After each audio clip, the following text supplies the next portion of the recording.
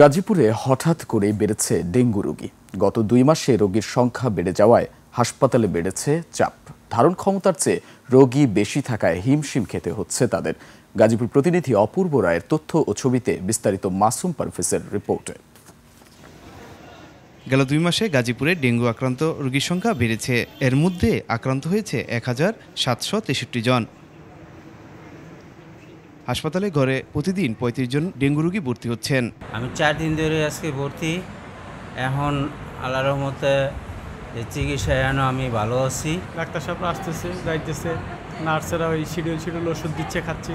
ড্রেনের মধ্যে পানি ছিল, পাত্রতে পানি থাকে, কিন্তু ব্যবহার করি, পরিষ্কার করি না সবসময়, যে কারণে আজকে এই অবস্থা। তারা যেভাবে ট্রিটমেন্টগুলো দেয় সেগুলো গ্রহণ করলে দ্রুত সুস্থ হওয়া সম্ভব। বিনামূল্যে চিকিৎসা ও রোগীদের পরীক্ষা ল্যাব সার্বক্ষণিক চালু রাখা হয়েছে বলে জানিয়েছেন হাসপাতাল কর্তৃপক্ষ।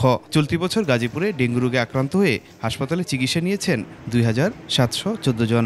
ধারণ ক্ষমতার চেয়ে রোগী বেশি হয় বিপাকে রয়েছেন তারা।